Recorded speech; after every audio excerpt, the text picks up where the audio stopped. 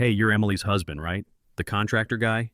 Brad's voice cut through the laughter like a blade. Everyone at the table turned. Champagne glasses froze midair. A few polite chuckles followed, the kind that sting worse than insults. I stood there, surrounded by her coworkers in their tailored suits, feeling their eyes crawl over my plain jacket and work-worn hands. Emily looked down at her drink, pretending not to hear. The man beside her, her boss, wore that smug grin I'd seen on too many faces before. He leaned back. Must be nice, having a wife who makes more than you, huh? More laughter. I took a breath, slow and steady.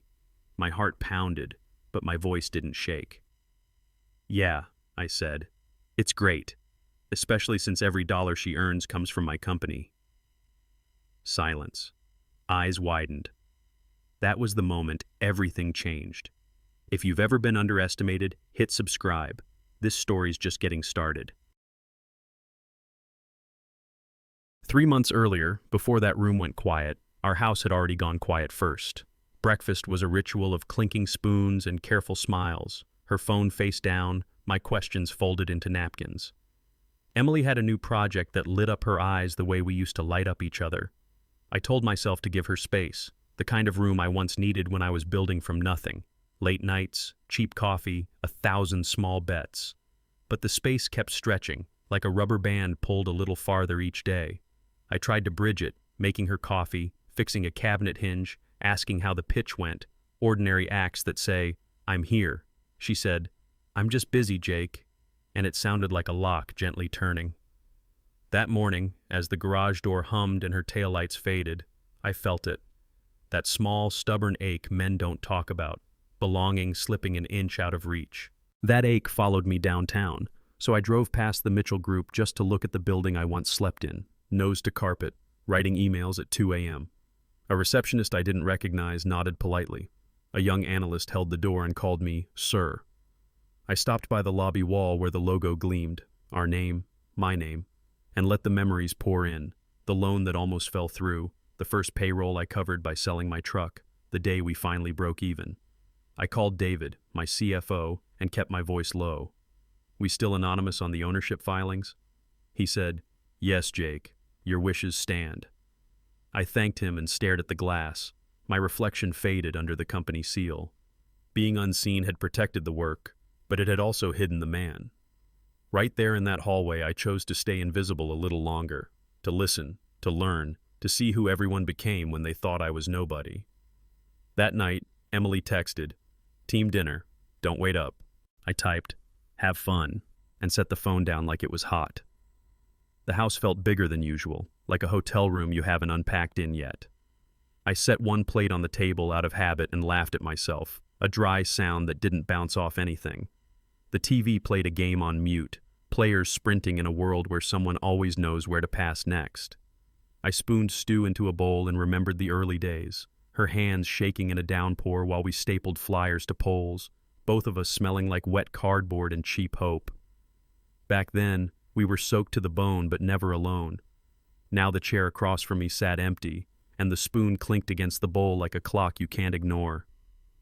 I realized I wasn't hungry, I was lonely, and lonely tastes like nothing. The next afternoon, a neighbor waved me over as I watered the azaleas. "Heard Emily's killing it at work," he said, proud like it was a win for the whole block. I smiled, said, "She's doing great," and turned the hose back on. The water hit the soil with that rich, summer rain smell that takes you home and hurts you a little. Dirt under my nails used to be proof I was building a life. Now it felt like I was tending it, trying to keep it alive. My phone buzzed. "Don't wait up." I read it twice, then slid the phone into my pocket like a stone. I kept watering after the ground didn't need it anymore, puddles forming where roots can drown if you're not careful.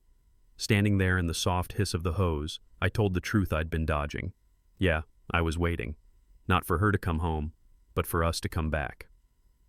A few days later, the Sunday paper ran a glossy feature. Self-made leader revives local firm. Brad's smile spread across 2 columns, arms slung around 3 employees like trophies, all of them in crisp shirts under hall lights I'd paid for. I pinched the photo closer, and there she was, Emily, standing just inside his orbit, not touching, but close enough that strangers might guess. The writer called him relentless, visionary, a builder. Builder. I let the word sit heavy, the way a lie does when it knows it's safe in print. Men my age respect success. We know the price of it. But we also know theft when we see it.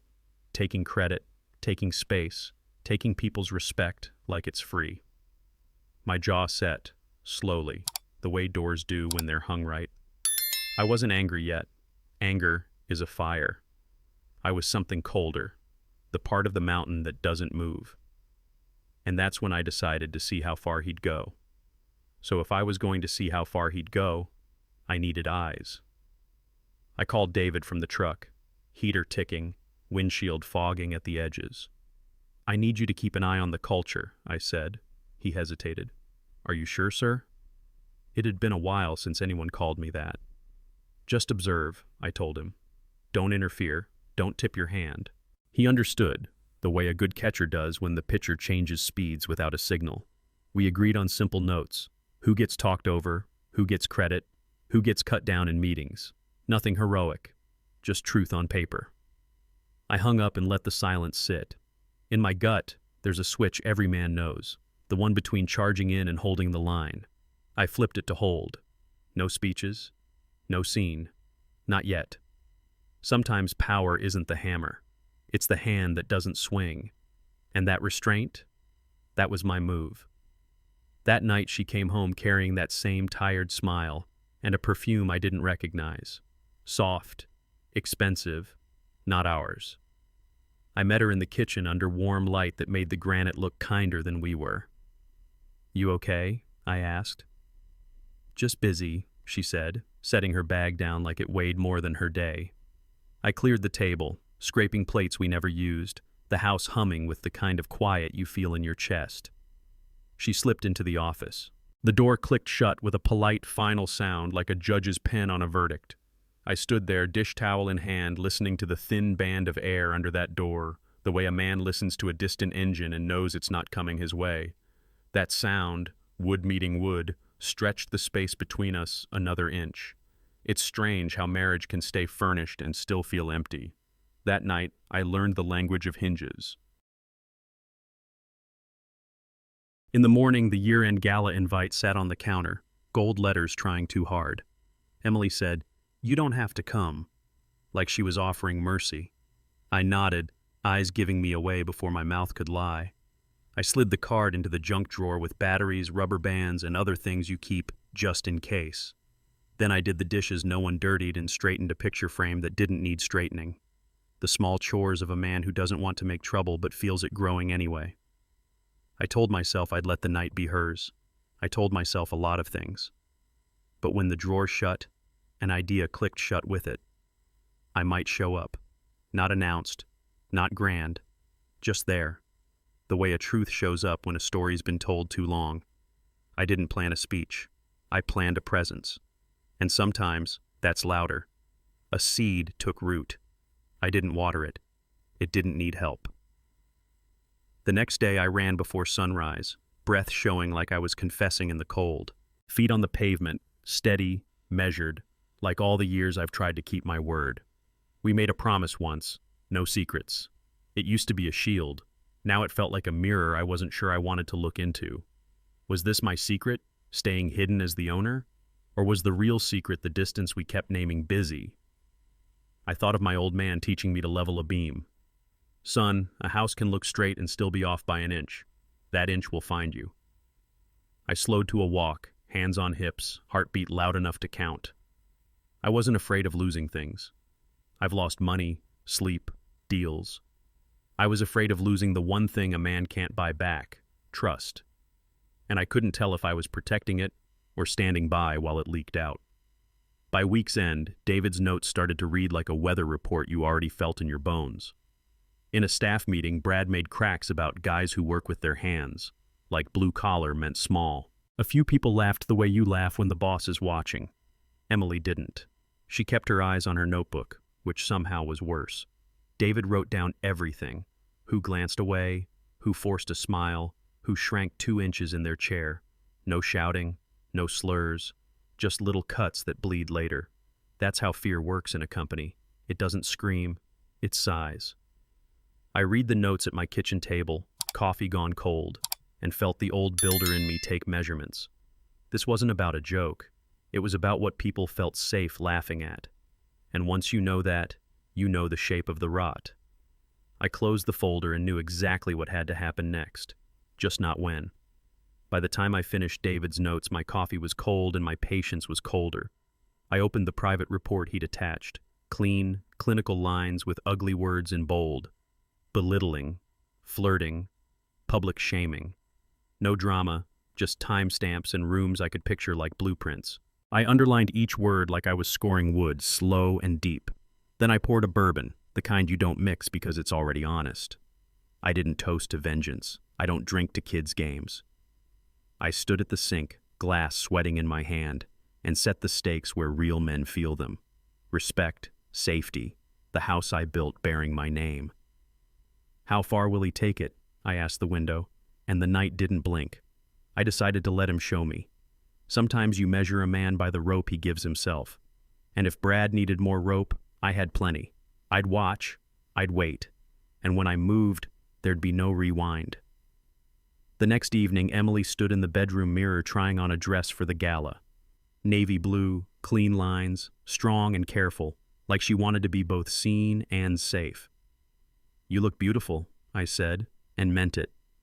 She turned a little. "Are you going?" I let the question hang, then said, "We'll see." The mirror showed us what words won't. Two people in the same room with a mile between them.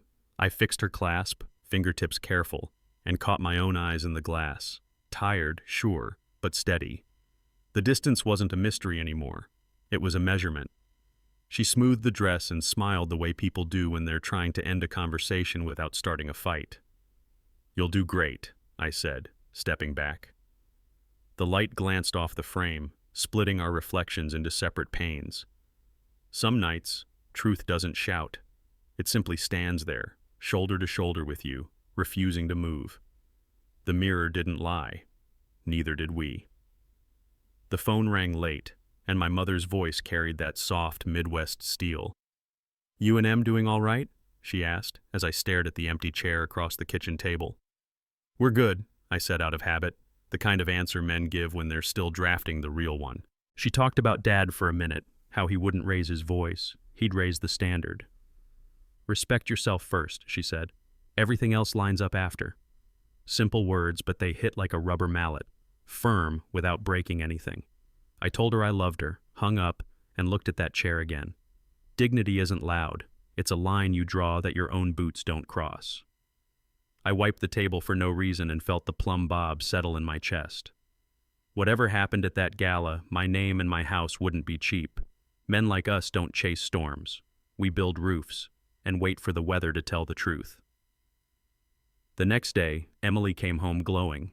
Numbers up, team award locked in, photos already hitting group chats. I hugged her, meant it, and offered what normal looks like.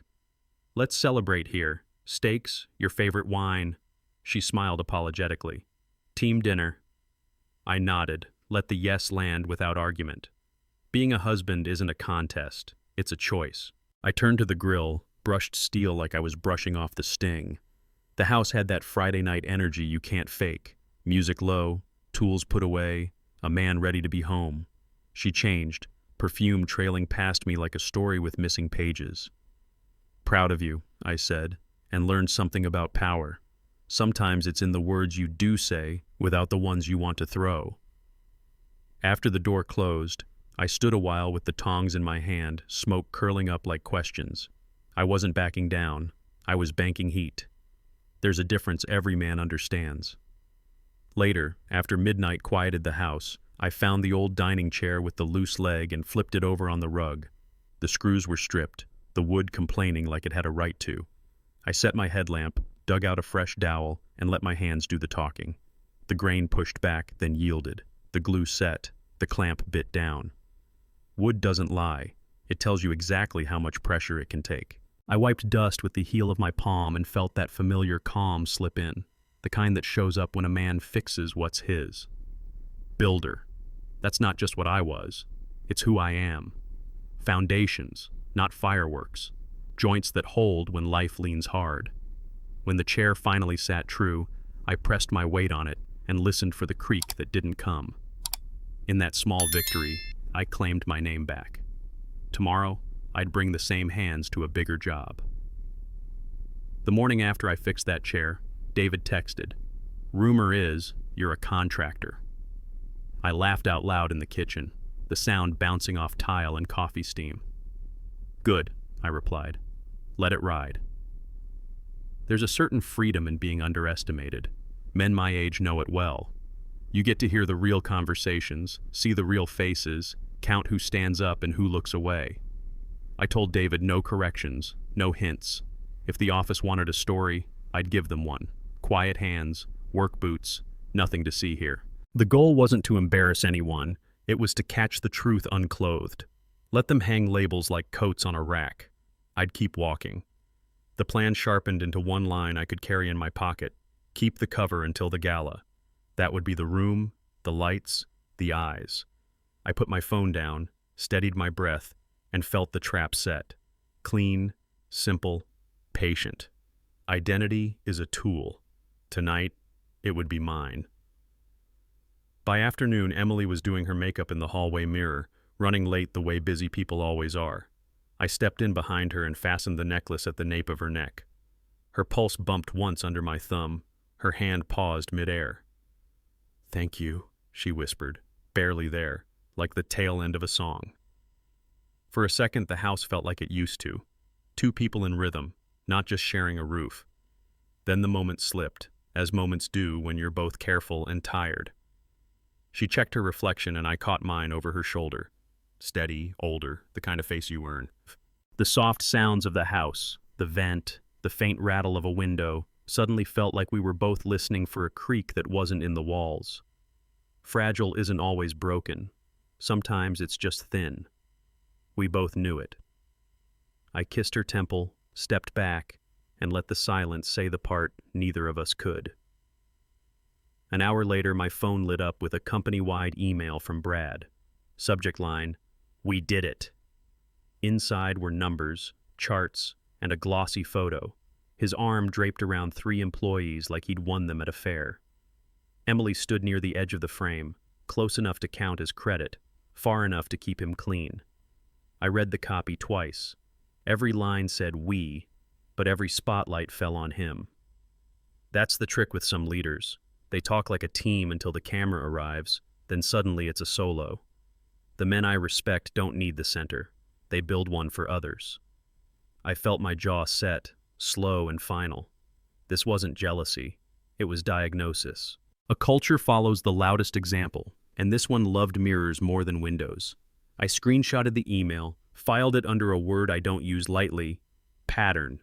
You don't swing at patterns, you document them. And when it's time, you show the whole picture.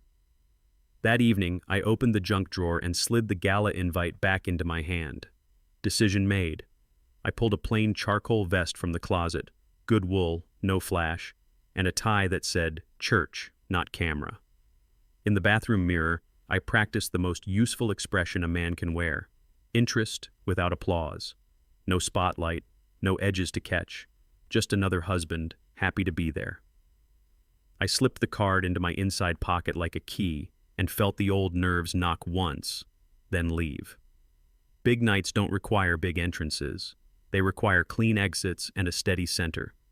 I checked my watch, texted David 2 words, "Stay quiet," and stood in the doorway of our room long enough to memorize the stillness. This wasn't theater, it was weather. A front was moving in, and I'd done the prep. Windows latched, roof tight, foundation sound. I wasn't going to make a scene. I was going to make it obvious. The air bit as I stepped from the car, valet jogging up with a practiced smile and a flick of the ticket. Breath showed, quick and white, as if the night itself was exhaling. Inside, jazz slid along the ceiling. Crystal caught the light and threw it back in shards. I took it all in the way a builder inspects a room. Corners, exits, weight-bearing eyes. Emily sat at a center table beneath a chandelier, the kind that turns dinner into a stage. She looked beautiful. Brad laughed too loud at something small. I felt my heartbeat find a slower gear. the one you use when you're lifting more than you should, but you know your back can handle it. A server brushed past, silver tray whispering. The room had that hush before a kickoff, when the crowd is a breath away from noise. I buttoned my jacket, stepped toward the light, and let the soundscape narrow to one note: time. From the edge of that light, I saw Brad slide his arm around Emily's waist like he owned the moment.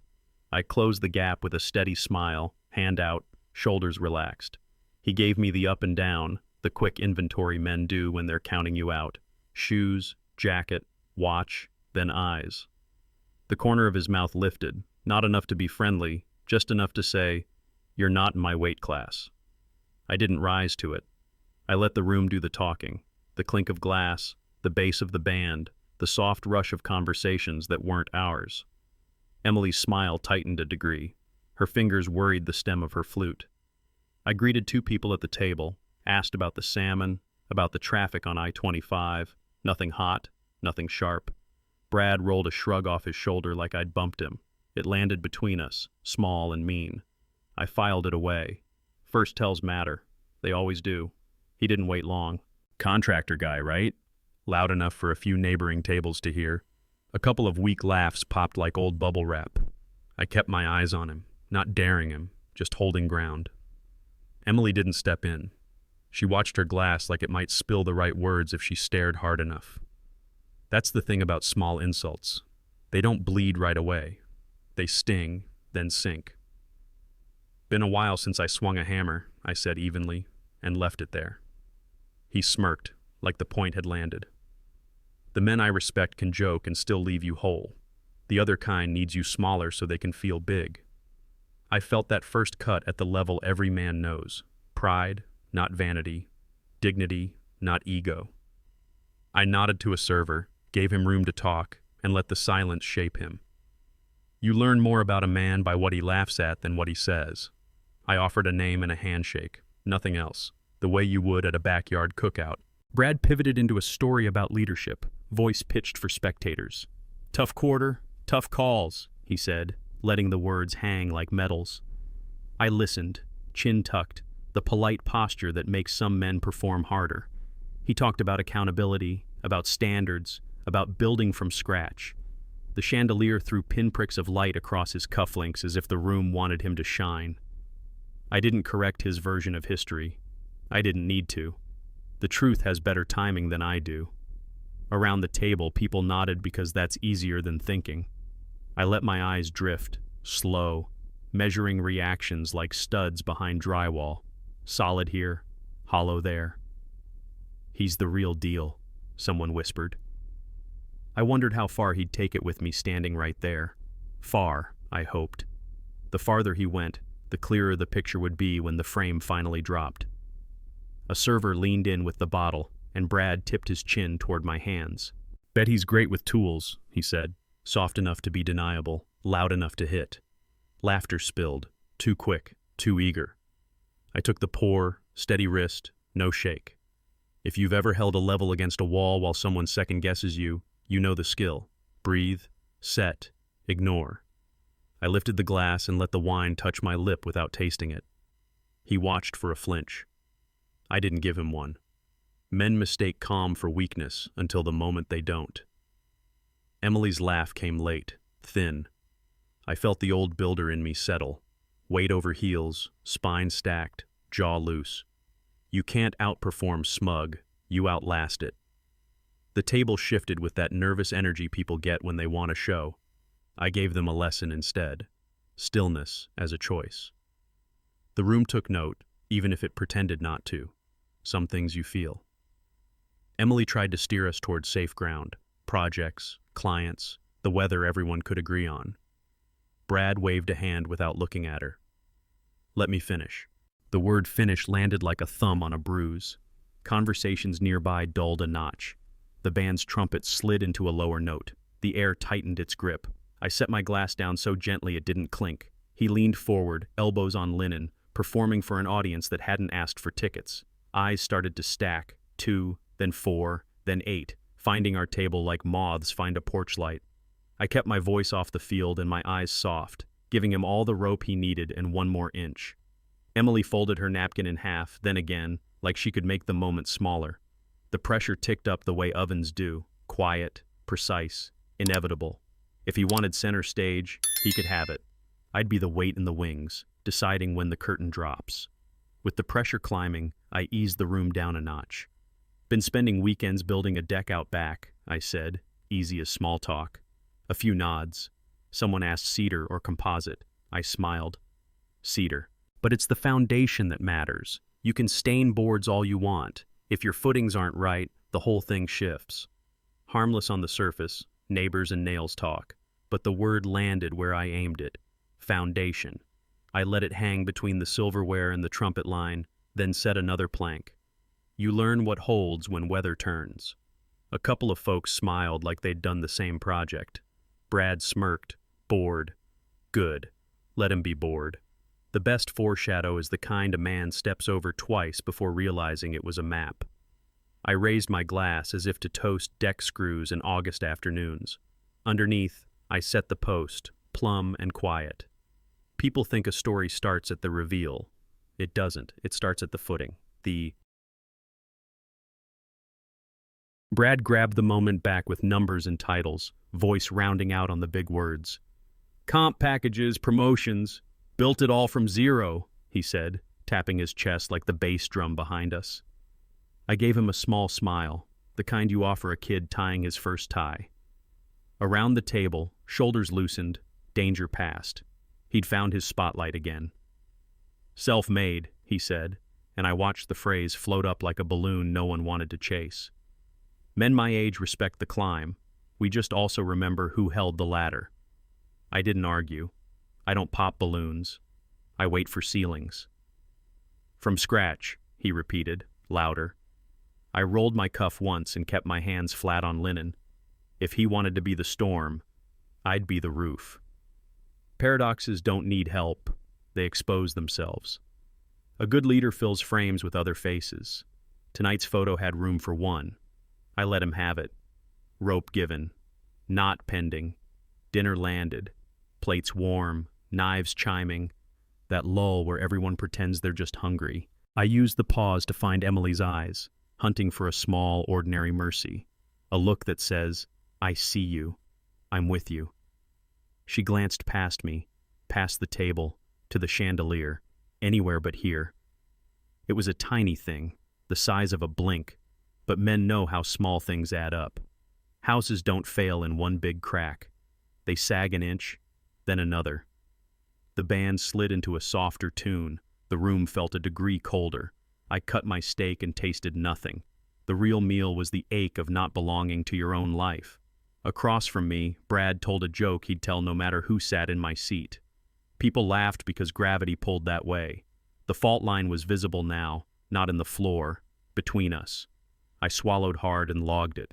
Not anger, not yet. Just the kind of silence that remembers. While the laughter simmered, I told a story like you'd tell on a porch after sundown. Years ago, I worked a project that almost put a company under, I said. A couple heads turned. Kept payroll on time by selling my truck. Ate beans for 3 months. Paid folks first or we wouldn't be folks anymore. I never said the company's name. I didn't need to. Truth has fingerprints even when it wears gloves. The table got quieter in stages, the way a crowd hears thunder before it admits there's a storm. A man across from me stopped cutting. A woman 3 seats down nodded once, slow. In that moment, the myth of effortless success ran into something heavier, sacrifice with receipts. I let the story end where it began. No brands, no banners, just a man making sure people could feed their families. You could feel the math changing. It wasn't a punch, it was weight. And weight, properly placed, settles a room. Brad felt the shift and swung for spectacle. So, he said, louder than the band, how's it feel having a wife who makes more than you? Forks paused midair. Chairs stopped their little dances. Even the trumpet held its breath. I set my glass down with care, so gentle the bass didn't tick the linen. That's a beat men learn over time, the half-second where you decide who you are before you speak. Pride will jump in front of you if you let it. Dignity stands beside you and waits. I looked at Emily, not to ask permission, just to mark the moment, and then met his eyes. The room leaned in the way crowds do when they sense a ball leaving the quarterback's hand. "Feels fine," I said, voice even. Then I let the pause grow roots. This wasn't about a line or a win. It was about the foundation we'd already measured. The reveal was coming. I didn't rush it. Good structures don't. They hold, then they turn. So I let that half-second breathe, then gave him the line. "Feels great," I said, calm as a level on fresh studs. "Especially since every dollar she earns comes from my company." A spoon hit a plate. Clean, bright, undeniable.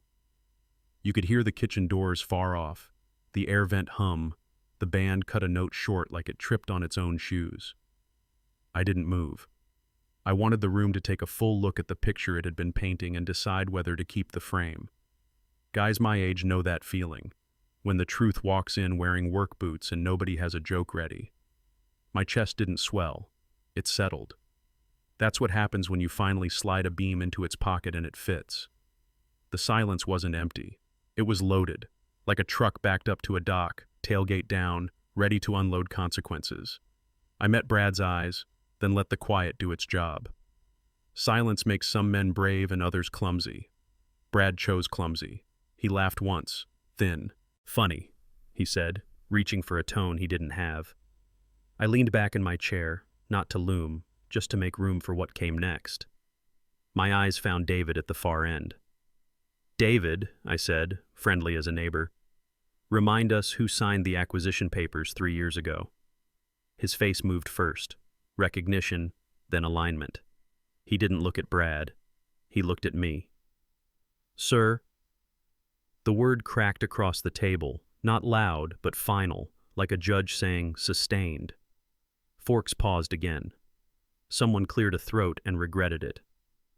The chandelier didn't seem so bright anymore. Paper has a way of outlasting stories. Names on paper live where spin can't reach. I didn't need David to say the rest. The room said it for him. We all knew whose ink held the house up. Brad's grin loosened at one corner. I waited for gravity to finish. Gravity did what it always does.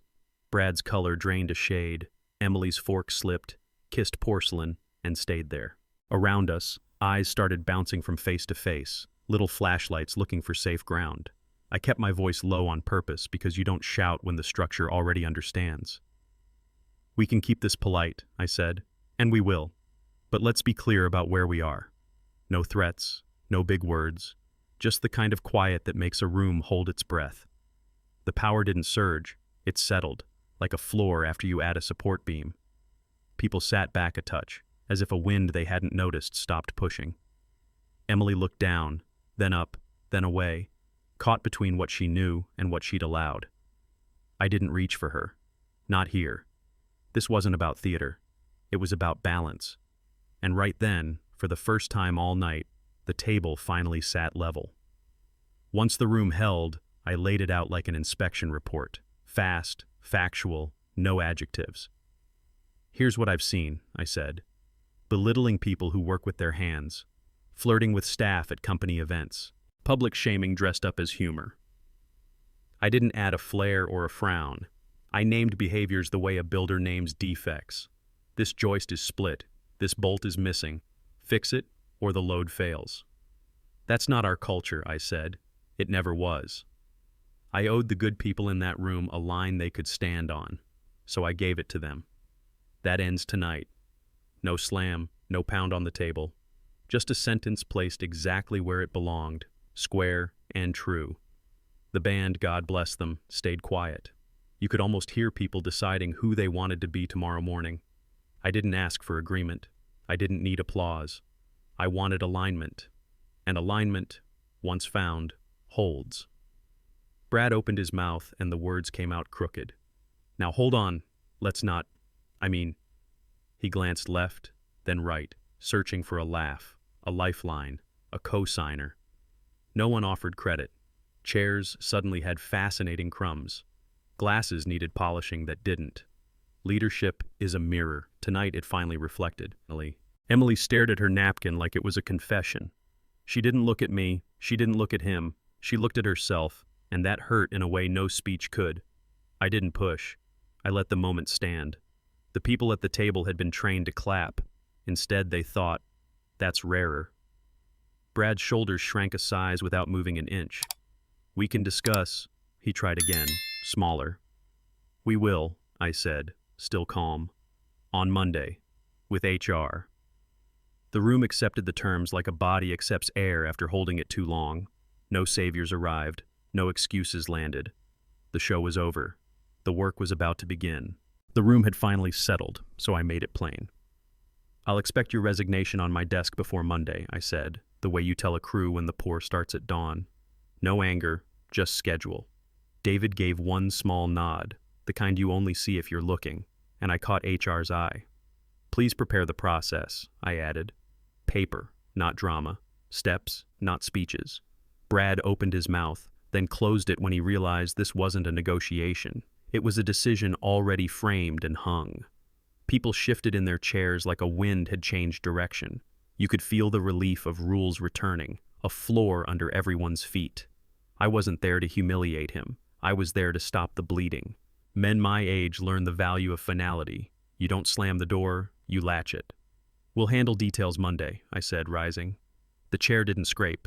Nothing did. There's a sound to things that can't be undone. It's quiet, and it holds. With the work set in motion, I gave the room back to itself. Enjoy the evening, I said, meaning it for the people who'd been holding their breath too long. I didn't look for faces or favors. I left the centerpiece straight, my napkin folded, my glass a quarter full, the opposite of a scene. The hallway felt wider than when I'd walked in, as if the building had exhaled. At the door, the cold wrapped me like a clean sheet. I took one deep breath, then another, long enough that the sting turned into steadiness. Anger is a match. Dignity is a pilot light. I let the match go out. The click of the latch behind me sounded like punctuation. Period, not comma. The night smelled like snow waiting its turn. I put my hands in my pockets and felt lighter than I had in months. Not happy, not triumphant, just clear. Sometimes the best thing you carry out of a room is nothing. The lot was mostly empty, lights buzzing, my breath floating like little white flags. I could still hear the band through the walls, a muffled swell that didn't belong to me anymore. The valet jogged up, handed me the keys with a nod that said he'd seen more than he'd ever tell. I drove slow, the kind of careful a man uses when he's got both hands back on his life. Streetlights ticked by in measured lengths. The city hummed at a distance. I wasn't replaying lines or planning speeches. I was letting the night sort itself. Anger to the left, relief to the right, a thin stripe of loneliness straight down the middle. It didn't scare me. Clarity rarely does. I passed a couple walking their dog and remembered when that was us. Hoodies, bad hair, the same old story feeling new because it was ours. The radio stayed off. Tires whispered. The road kept offering the next 50 yards, and for once that felt like enough. Home had that soft glow it gets when the kitchen light is the only one on.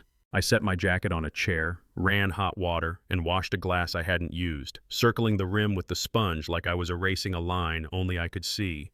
The sink hissed, the counter shined, the dishwasher clicked shut. Somewhere in the house the heater kicked on, a low, steady breath. The clock on the wall ticked without hurry, every second landing where it belonged. The quiet wasn't empty anymore. It was earned. In the mirror over the stove, I caught a glimpse of a man I recognized.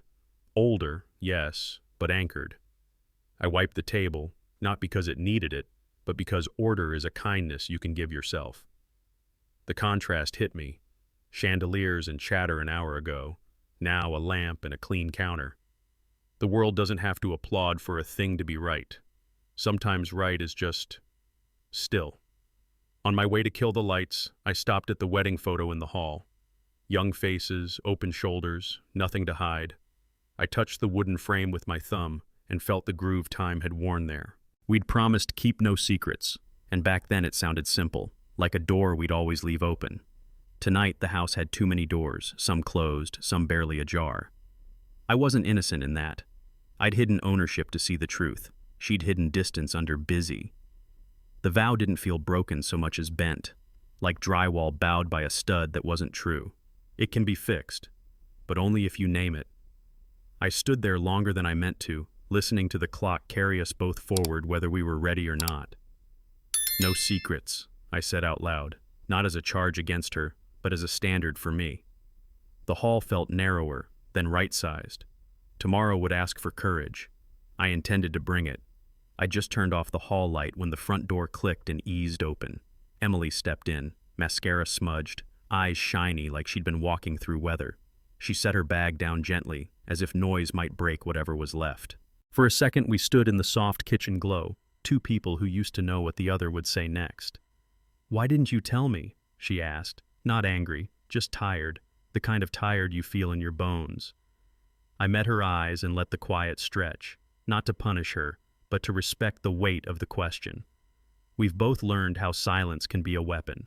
Tonight, I wanted it to be a chair we could sit in. I nodded toward the table. She didn't move. Neither did I. "You want the truth?" I asked, voice low enough to keep the house calm. She swallowed and nodded once. The answer had been waiting all night. Now it was coming.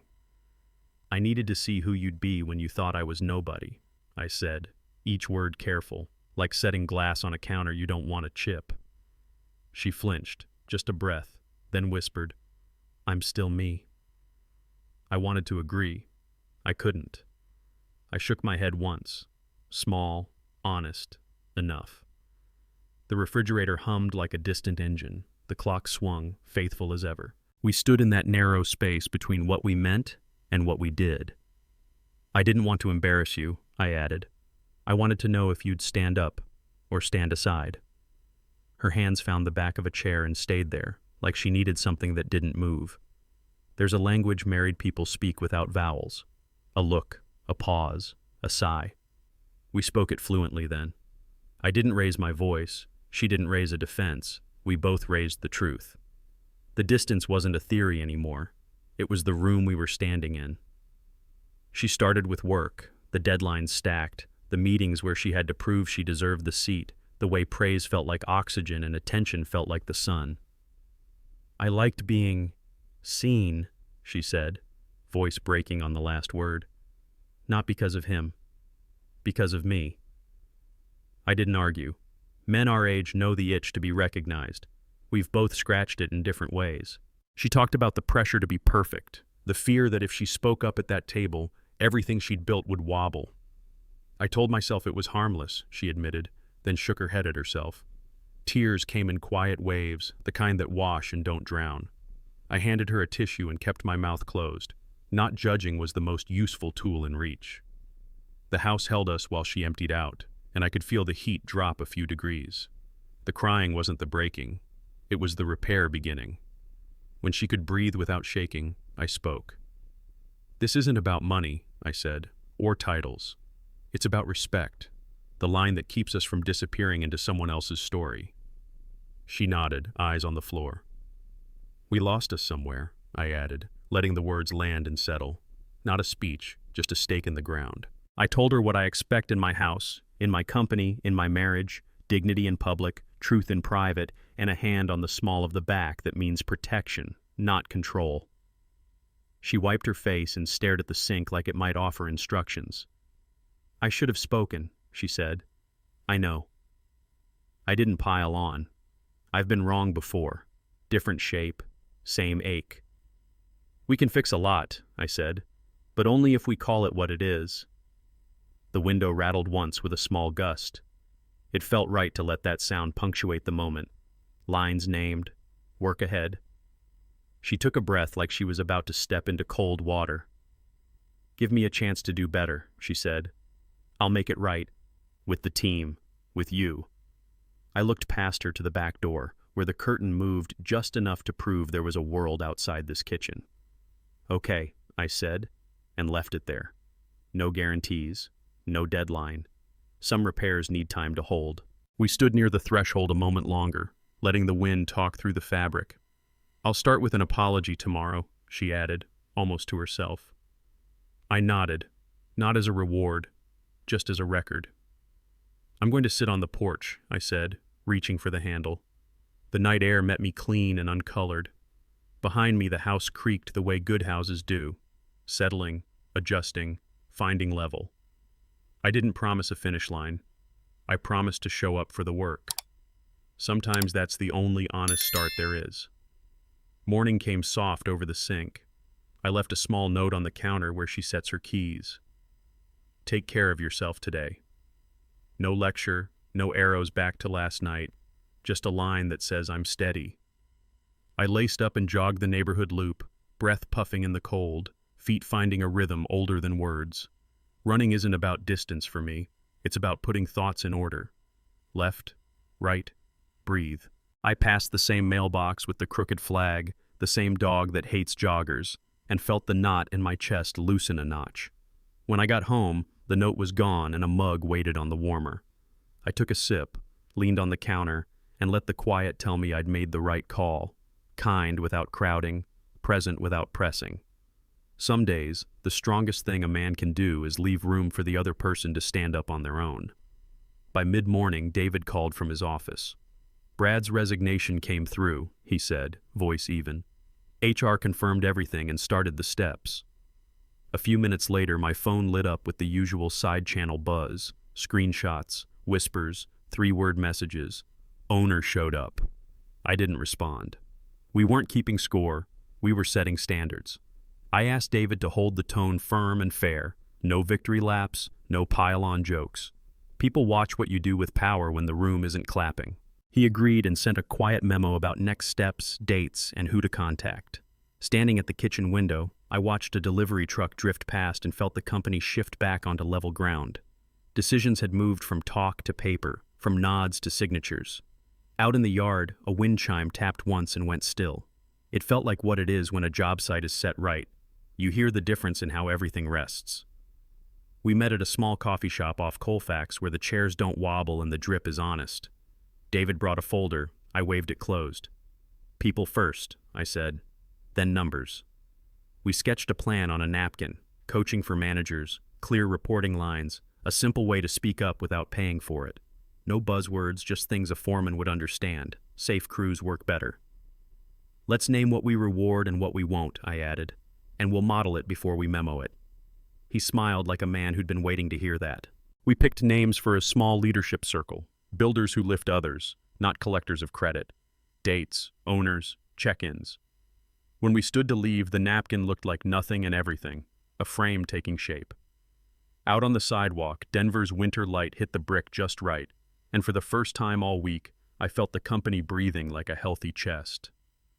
On the drive home, Emily's text pinged. Dinner tonight to talk? I watched the sun bleed orange along the fence line and let the question sit. A younger me would have typed, of course, before the thought finished forming. I set the phone face down and stepped onto the porch with a glass of water. A kid pedaled by, a dog barked twice, and a train sighed somewhere out past the river. I wasn't dodging her. I was making sure I showed up with fuel in the tank. When the sky turned copper, I typed, not tonight, soon. Then I left the phone alone and listened to the evening settle. Boundaries don't mean you love less. They mean you plan to love longer. Inside, I chopped onions for chili, turned on the game, and let simple things do their quiet work. By the time the first quarter ended, I could feel my shoulders drop the last inch. The next morning, I drove to an old job site to borrow a breath of sawdust and scents. A compressor thumped, a drill sang, and the place smelled like effort. I ran my hand along a cold steel beam. It told the truth the way steel always does. A young carpenter glanced up from his tape measure. Morning, sir. Not fearful, respectful. We talked shims and load for a minute, the kind of plain exchange that makes a day go better. My palms remembered the weight of a nailer, the tug in my shoulders after a long pull, the satisfaction of setting something so it stays. Standing there, I felt the noise in my head get quiet. Titles, rumors, dinners, they all shrank against the simple fact of good work, done right. That's who I am when the labels peel off, a builder of rooms and of people. I headed back to the truck lighter, the next step sitting easy in my hands. Driving home from the job site, it was clear what needed to be said and how short it had to be. I typed from the kitchen table, respect builds empires. Then 3 simple lines everyone could carry. Respect, People first, always. Transparency, truth in daylight. Accountability, own it, fix it. I added a private town hall on Friday. No cameras, no speeches, just straight talk. I told them I'd be there to listen more than I spoke. After I hit send, the house felt level, like a frame-locking square. Culture doesn't shift because you post a slogan. It shifts when people trust the floor under their feet. I set the laptop aside, poured coffee, and let quiet do its work. Foundations first, walls later. That order has never failed me. By noon, Emily forwarded an email she'd sent to her team. No excuses, no spin. I should have spoken up when jokes crossed the line. I'm sorry. She listed 2 things she'd do this week to make the room safer and thanked the ones who kept their heads down to get through. Replies came quick. Thanks for saying this. This matters. I could feel her workspace widen an inch, like a door that finally swings clean on its hinges. I didn't chime in. This was between her and her people. I texted one word, proud, then put the phone away. Some messages don't need a follow-up. They're meant to stand there like a beam set true, no nails showing, just strength where it belongs. That evening we met at the old park where we used to split a sub on Saturdays. The bench leaned a little, dry leaves scraped the path. Emily said she'd started therapy, solo, not for show. I need to understand why attention felt like oxygen, she said, watching a lab chase a tennis ball into dusk. I let the breeze answer first, then said, that's a good start. We talked like people who still know each other's grammar, short sentences, honest pauses. She asked if I believed we could put the studs back on center. I believe in work, I said, and doing it right this time. We stood, lighter by a pound you can't see, and walked toward the lot. It didn't feel like fixing everything. It felt like picking up tools we trust. Friday's town hall filled the auditorium without drama. I took a seat in the front row instead of the stage. David led, HR laid out the anonymous channel, and then we opened the floor. People spoke, careful at first, then clearer, about being talked over, laughed at, ignored. Not horror stories, just daily nicks that add up. No one got shouted down, no one got punished. Shoulders dropped, voices steadied. You can measure health by the sound of a room learning it's safe. David walked through what comes next: coaching, check-ins, real consequences when the line is crossed. I didn't add a speech. I shook hands on the way out and thanked a maintenance tech for the way the lights felt. Bright, not harsh. In the hallway, conversations ran calmer. The building sounded like itself again. On the drive home, I texted, "Dinner?" The dots jumped almost immediately. Yes. We picked the little diner off Federal where the coffee is honest and the booths are forgiving. She slid into the booth across from me, no armor, no script. We ordered meatloaf like it was still 2003 and let the waitress call us Hun. Conversation found an easy pace. No postmortems, no scoreboard, just 2 people who were less tense than yesterday. She looked at me like a familiar road she was ready to take again, carefully. I gave a small nod that said I'm willing, without pretending the past week didn't happen. We paid in cash and stepped into the cool air, not rushing the goodbye. Some bridges hold because you cross them slow. I drove home with the window cracked, night simple and clean, the road offering the next 50 yards, and for now, that was enough. Outside the diner, under the buzz of a tired streetlight, she tucked a strand of hair behind her ear and asked, Can we try? The kind of question that carries history in 4 words. I nodded once. We can try honesty first. It came out steady, not poetic, and that felt right. We stood there a minute, the parking lot quiet enough to hear silverware inside and a car 2 blocks over. She smiled, small and real, the way people do when they're scared and hopeful at the same time. I reached for her hand, not to fix anything, just to feel something that wasn't complicated. We talked about simple rules, no pretending, no silent punishments, no letting a bad day decide who we are. She said she'd own her part at work and at home. I said I'd keep the door open without letting the house flood. We didn't seal it with big promises. We set a pace we could keep. Back home, I stepped onto the porch and let the night do what nights do, cool the heat and stretch the view.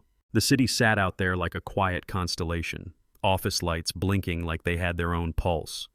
A breeze moved the wind chime just enough to count to 3.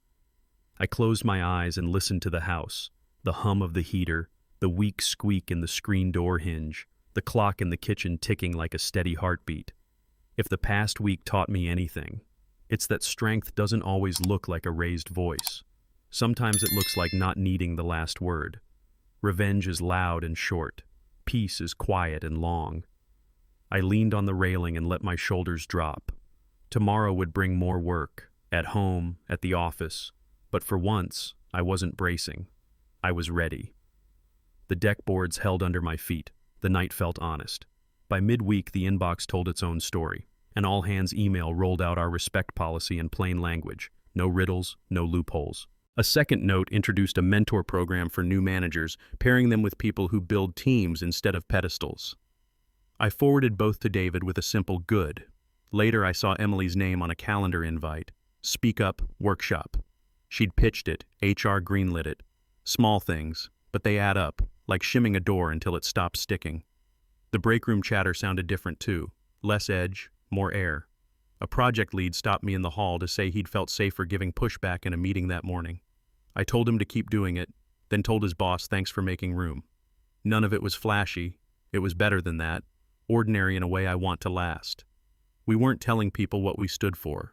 We were showing it at 10 a.m. on a Tuesday. Sometimes silence builds more than it breaks. I step off the porch and onto the deck I laid board by board, palm on the railing that doesn't wiggle, foot over footings I set deep enough to ignore the weather. Out beyond the fence, Denver flickers like it's breathing steady again. Inside, a lamp warms the kitchen, the clock keeps honest time, and the house feels level. No applause, just right.